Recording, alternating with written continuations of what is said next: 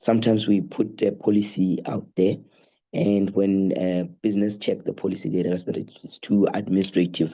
It doesn't really solve any problem. So when we put out policies, we need to come up with policies that are really well documented. And when you are asked about it, you will be able to state that this policy, if we implement it thoroughly, I'm trying to think of a policy that we've done before. This policy, say for instance, we do a cost control. What I remember we once did was looked at our travel policy. Initially, it didn't have any option for an employee to say, you know what, I'm traveling to this destination. I think I have somebody I know there. I'll find a relative and I'll stay with that relative. So it was always just hotel accommodation and food, etc. So it was a little bit hefty. So what we did was we said, okay, if you are traveling and you don't mind looking for your own accommodation, either a smaller B&B, etc., you have an option to take an allowance, a travel allowance, instead of the company paying for you at a very expensive hotel. And after we launched that policy, the take up was really high, to an extent that we saw our travel cost to half of what has been spent, and that was a significant saving that sort of gave us some sort of a star as the HR team, because we managed to actually participate in ensuring that the costs are controlled. And we didn't do it by saying, no, you should do this, you should do that, but we just did it by way of policy changing. So I think we have an opportunity there to always ensure that whatever we do, whenever the finance director asks us, what have you done? Just say, okay, after our implementation of our policy, we saw the change in the travel cost, whereby they were halved as compared to the previous year. Thank you. I hear you talking about having a pipeline influencing how you're budgeting and managing costs. Thank you for sharing that innovative approach towards cutting the travel costs. Now, to both of you, I'll pose this question to both of you. If the title HR was removed from a business card, I know Sharon has a number, and Elvis as well. You can go into law communication, but how would your CEO describe your contribution to the organization today?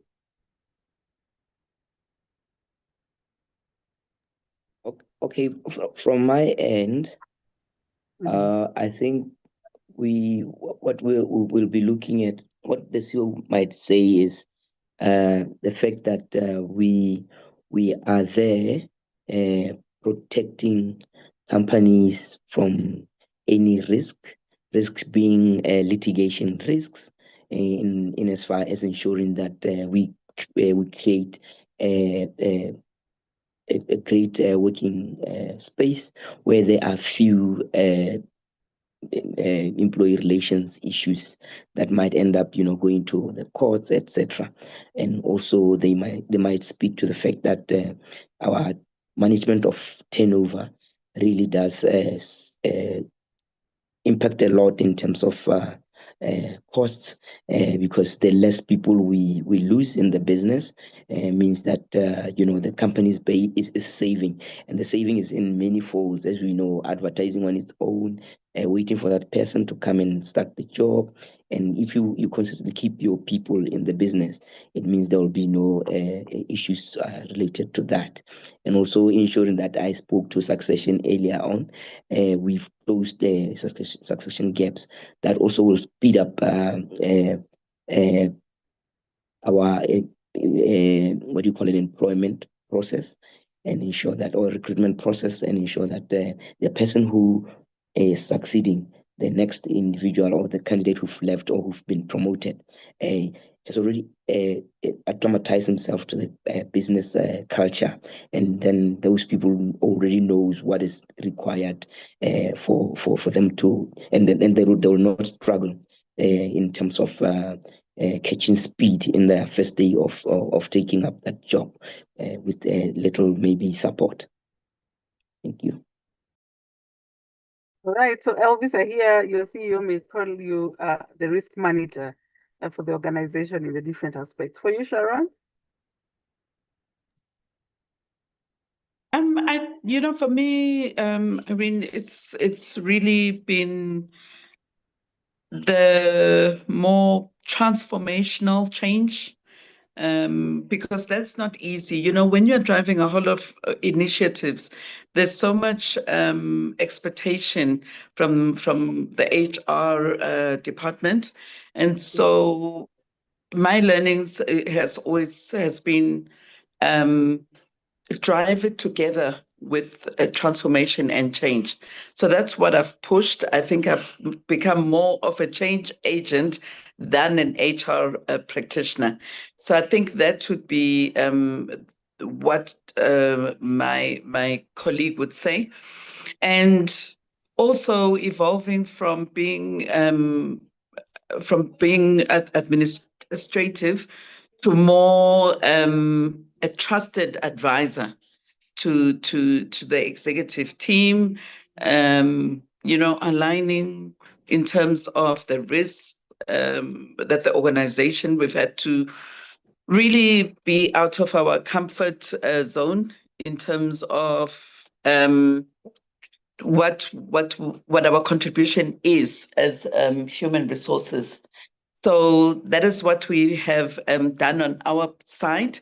And I think that's been the strongest contributor from my side in terms of the overall transformation of the HR space in the various organizations that I've worked for.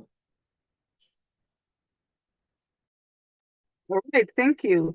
So I'm hearing that if you want to be at the table as a HR professional, then you need to support your CEO and your organization manage risks. You need to be a trusted advisor.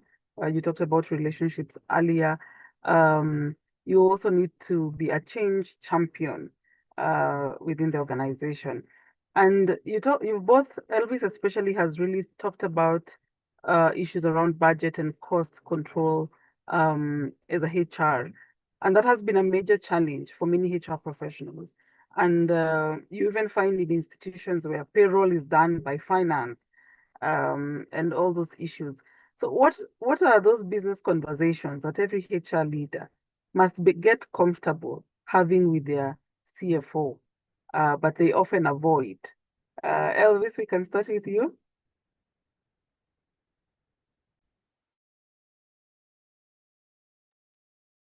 All right.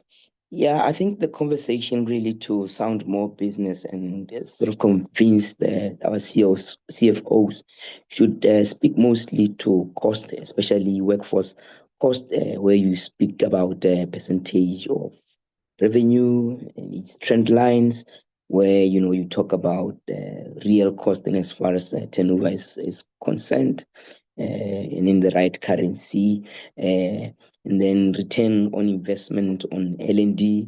I mean, we get this a lot of the time. Our CEOs requesting for us to really show where our learning and development initiatives have really impacted the business. So we have to show that return on investment, not speaking to the fact that people liked training, etc., etc., and that 20 people attended, etc. So we need really to hype up our reporting. When we speak to head count, we need to ensure that those have been tested against revenue. There are instances where you can look at your staff compositions in as far as saying, okay, I have 200 staff members, and out of the 200 staff members, 20 of those are sort of more of giving gender ratios. 20 of those are female, 10 of those are, I'm just giving the random answer, 10 of those are males. So those things will really we win us a conversation with CFOs from my previous experiences. Thank you. I haven't mentioned the fact that the EFT, whereby we're saying, okay, we've employed 200 people, and in terms of cost and benefit, are we getting benefit out of that, which is higher? Are we working with a high employee cost?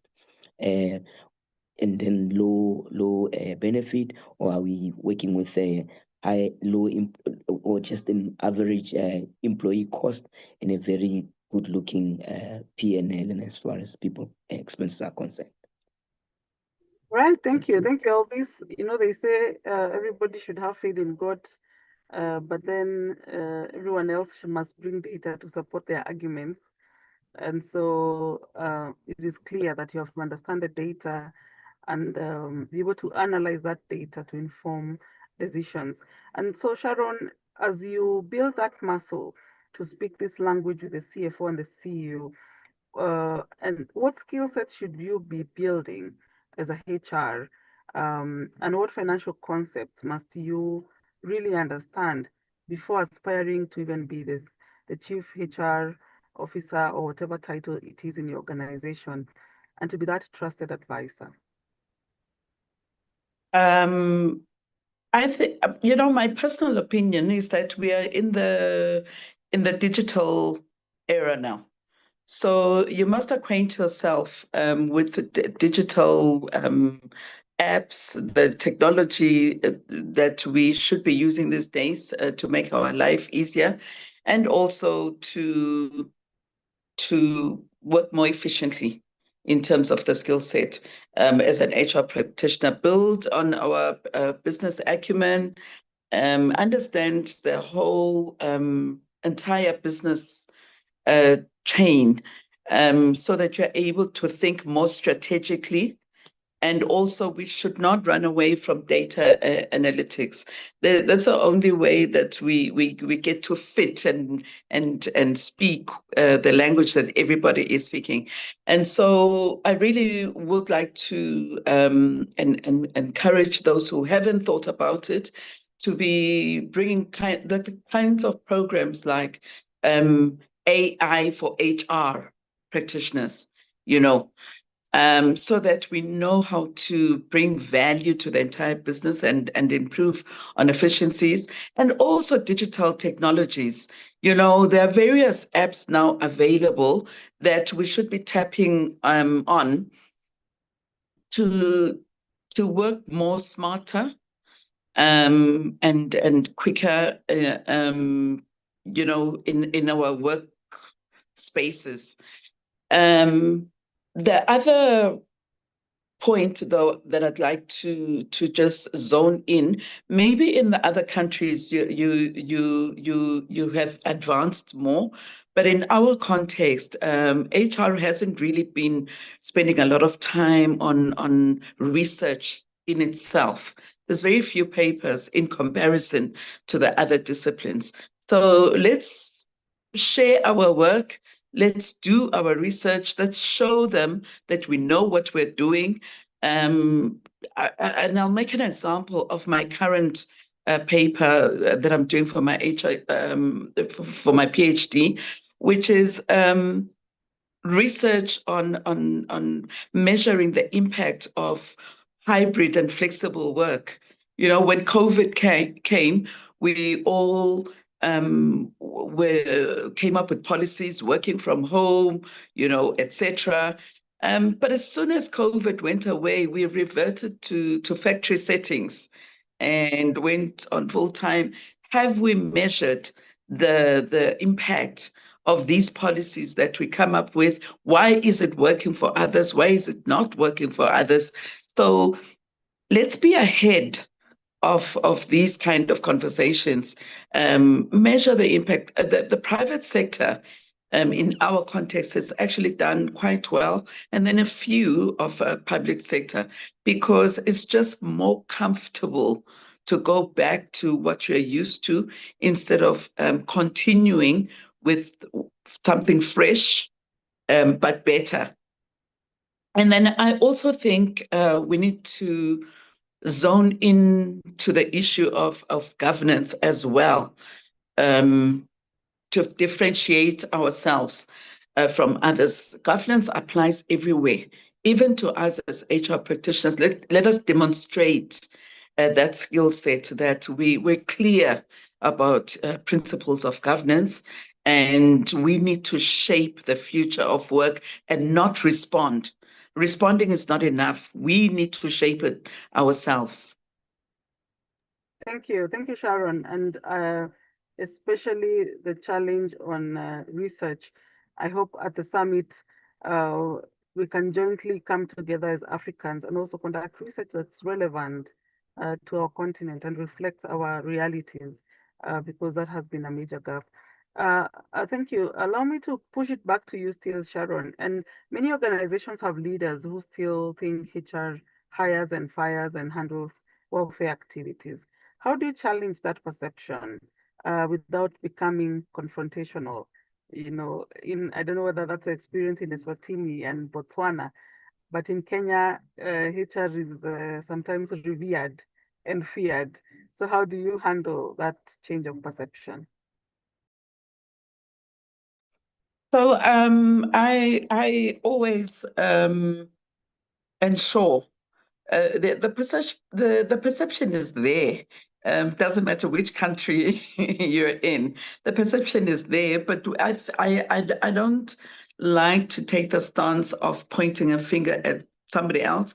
I think we need to take ownership of this and prove ourselves that we are a strategic partner, and ensure that we act like champions that we are.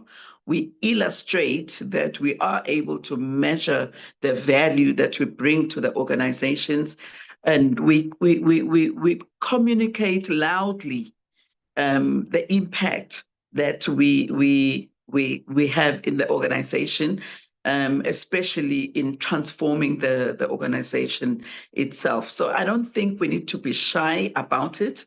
Let us be loud. If we're not, then people will continue with the perception, because we haven't taken ourselves to the forefront to lead and make everybody understand that they actually need us in the organization. But I must give credit to the HR practitioners, not only in our region, but even globally, there really has been a shift. I think let's not be too hard on ourselves. We have made the effort. I want to believe that people are feeling the impact of HR. I think we've shifted to become a more strategic partner. That is true. We have shifted. And the employers and CEOs and even governments are realizing that if they're going to be productive and have impact, then they need to have the HR by their side and take the advisories that they are giving. Elvis, have you ever had a disagreement with your CEO on a people decision? And what happened and what did you learn from it on how to influence leaders? I hope my previous CEO is not listening today. We hope so. Yeah, yeah. You know what? I previously, when I was doing Africa, I started off with Botswana before I was given other places. But then, Botswana, we've got what we call a minimum wage, which is set by government. And so what organization will always do, they will just align to that minimum wage based on the industry, just in alignment with the industry they are within. So when I was given Namibia, then other places, I observed that the wages were somewhat, because their minimum wages were slightly higher than Botswana's. They were looking much better as compared to Botswana employees. So I just did my own study and say, you know what, we are in Gaborone City, and these people that they don't stay in the city, they stay in surrounding areas.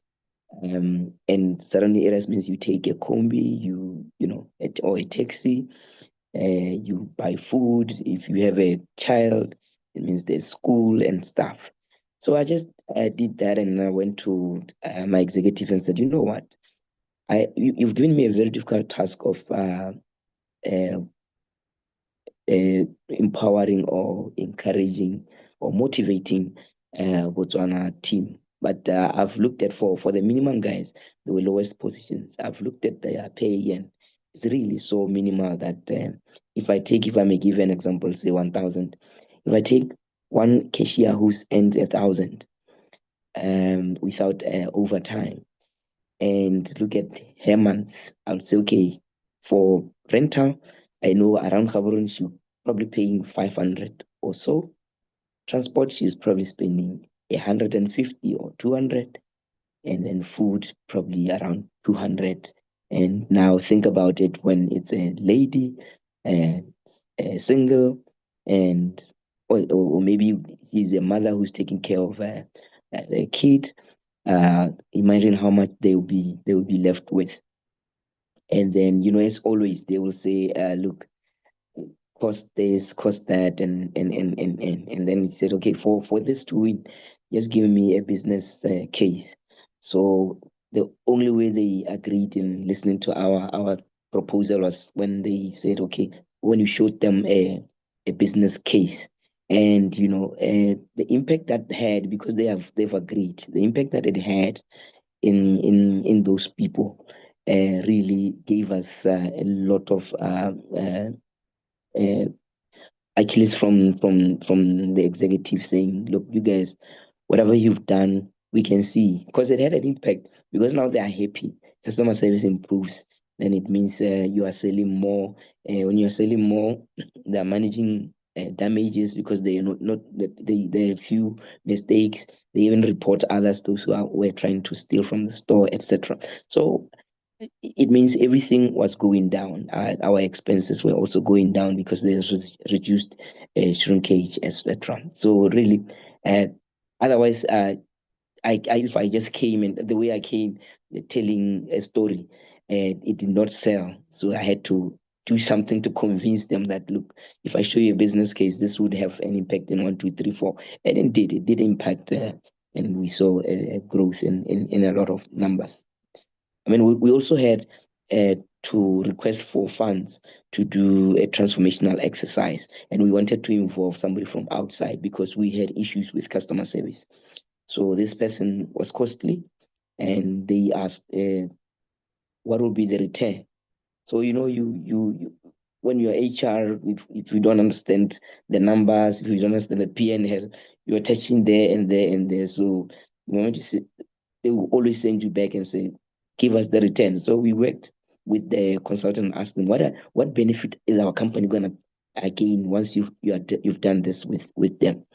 Fortunately, she understood everything, and she gave us all the numbers related returns. And indeed, after we did that exercise, I remember the first survey when we were doing, just to understand what's happening on the ground. Uh, Salary was at number 2, which shows that people were complaining, and it appeared as though they're complaining because of salary, or salaries is an issue. But then we did that exercise, then we implemented everything that we've come up with. After like what we did, we collected the feedback, then sat down with each store and say, you guys, you are going to draw your own plan of how we are going to take away these problems, because they are your problems, but now share with your managers as to how and we are going to address them. And indeed, we sat with the store manager and his teams, and they really came up with great initiatives that will get rid of those other issues. And guess what? When we did, after 6 months, when we did another survey, we saw a huge improvement, whereby even salary dropped to the bottom from where it was initially. The the exercise improved. I think remember that is sufficient, Elvis. Oh, thank you, Because we're thank you. running out of time. Thank you Yeah, so much no worries, no worries. for painting the picture that indeed you can disagree with your CEO on people issues, but you have to be resilient. You have to come back and justify, bring data, involve the people in making that decision so that you can find a lasting solution and keep taking those pulse surveys so that you can know what the ground is saying. So thank you. And I believe Sharon also has high experiences and concurs with some of the approaches to handle senior leadership. I think as we close, because we are coming to the end of our conversation, before we take one or two questions, is that, and Sharon, you talked about this, we're in the AI age, technology, automation, changing workforce. As we close, what are some of those roles in HR that you think will be less valuable in the next 5 years, and what capabilities will be indispensable, even as we look at automation and technology?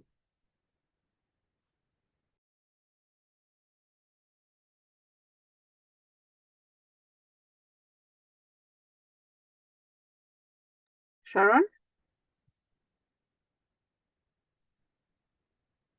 Hi. So my thinking is that the jobs are not really going to go away, but they're going to change in form.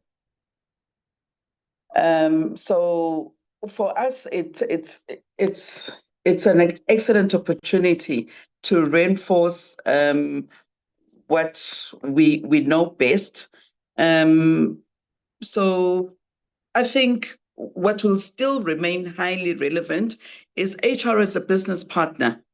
That's not going to go away. You are still going to need to work with people, because even the technologies that are coming up are managed and by people. So, however, we do need to step up in terms of AI and human capital specialists. The job titles will probably change to infuse what is relevant with the times. So we need human capital specialists that will be experts in AI and upskill everybody else within the organization. And I think people analytics professionals, that's probably the direction the titles are going to change. We're really doing data analytics, but then I think we will be calling ourselves at some point people analytics specialist or something. So I don't think that's going away. Wellness, the issue of wellness is not going away in HR. They're still dealing with human beings. So I just think we need to continue to upskill ourselves so that we remain relevant, and ensure that in the next 5 years, AI will not replace us, but we will use it to our advantage. All right, thank you. So we have a unique opportunity to lead in that transformation. Mm-hmm. All right, thank you. Thank you, Sharon. And I think that brings us to the end of our conversation. Thank you, Sharon Mazia and Elvis Likoko. We can just appreciate them. Thank you for sharing your insights on what we need to do to stay at the table, and also sharing your experiences. We have one question on the chat. Maybe you can each respond to that as I hand over to Grace Nzula. And I know my background has not been doing a very good job. I'll work on it. I'm in a space where the lighting is not very good. So the question is, so you've entrenched panel insightful comments from Dr. Gule. He says, you are now entrenched at the top of the table and you realize the table is wobbly. One, the dynamics are fraught with oversized egos. As a people specialist, what do you do? Sharon, you can take that very quickly, then Elvis and Grace will come on.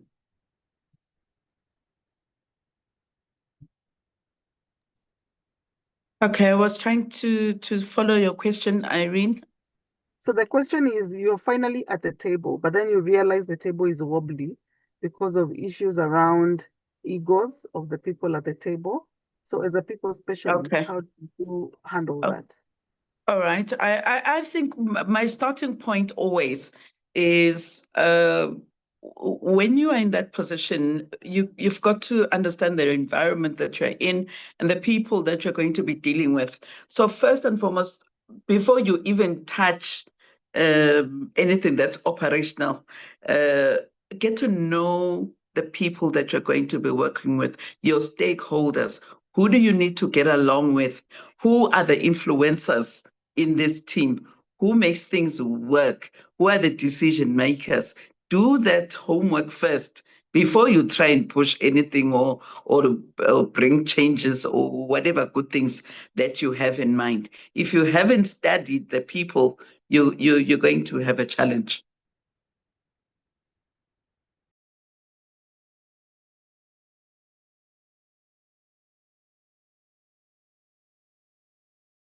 Thank you, Sharon. So you need to understand the people you're working with and build a relationship. Elvis, any addition?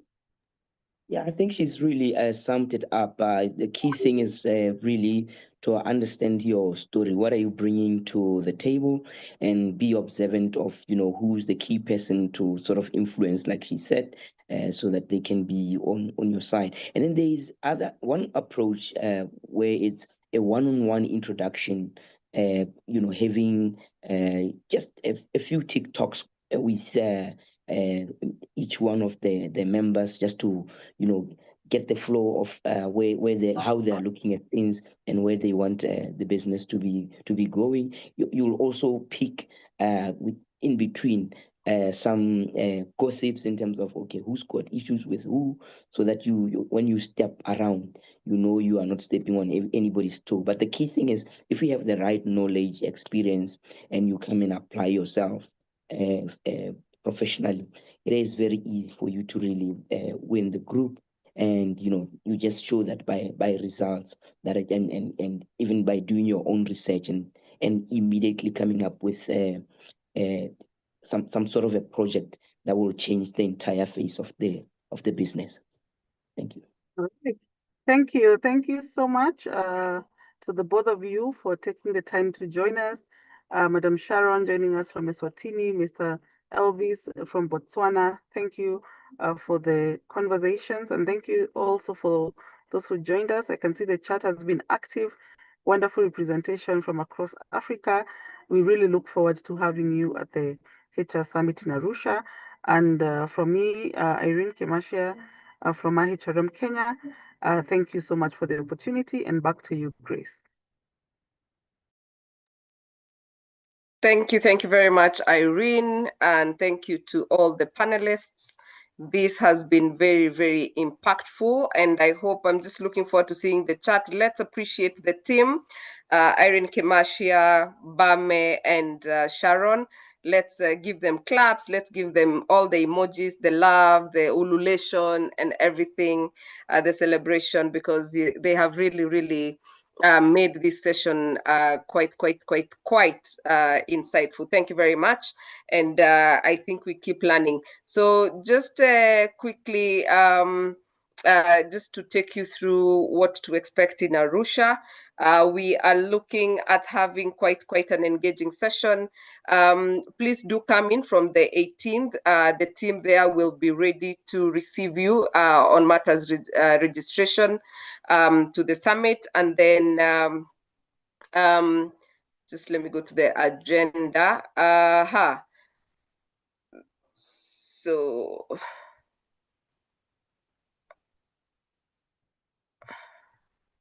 All right, this is the part of the conversation we are going to have. 18th will be registration, and then 19th there will be the opening ceremony, and then a lot of learning that will be taking place on the same day. And then on that 19th at 6 o'clock, or rather 5 o'clock, all the presidents and CEOs of different institutions will have a meeting. And then on 20th of August, there will be wonderful conversations the entire day, from keynote addresses to panel discussions to networking opportunities to just having fun as well. That will be happening on the 20th. And then on the same 20th in the evening, we are looking to host a cocktail party where all of you get to come, and I hope you're bringing your flags along so that we can get to celebrate the different cultures and representation that will be in Arusha. And then on Friday, the 21st, there will be 4 masterclasses. So for the masterclass, like Dennis talked about, it is being charged separately.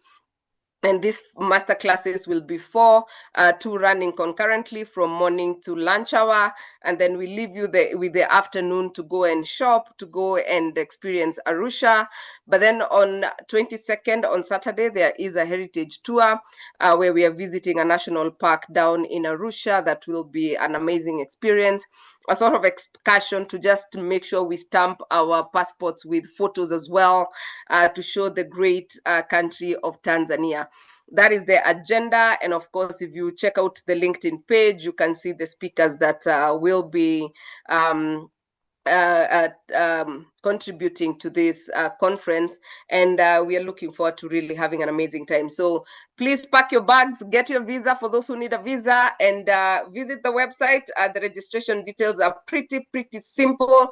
Once you register, the system is also able to give you an invoice, and you can submit your payment.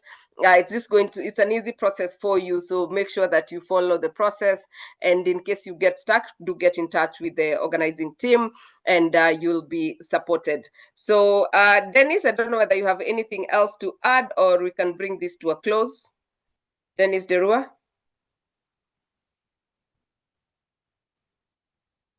All right. So thank you very much for making the time as well.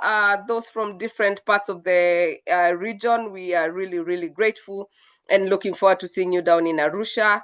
We have 2 more webinars to these conversations, so be on the lookout on the next conversations. That is end of the month, and the second week of August, and then we shall meet in Arusha. So be on the lookout for these conversations, and let's keep the fire burning. Let's keep the conversation going, and we look forward to seeing you in Arusha from 18th to 22nd.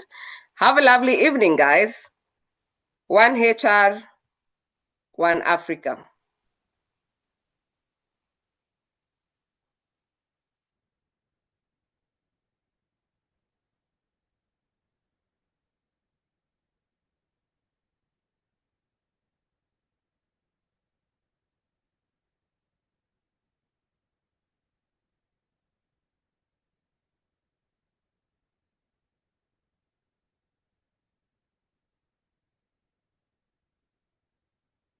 Love you, baby. Let me love you. You're just so good to be true. Can't take my eyes off of you. You've been like heaven to touch.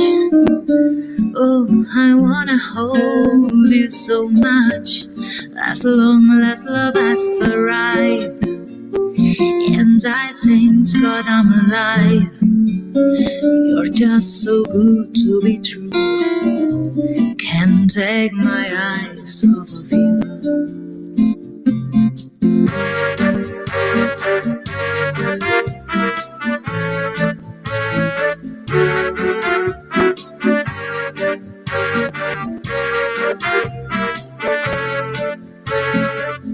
I love you, baby, and if it's fine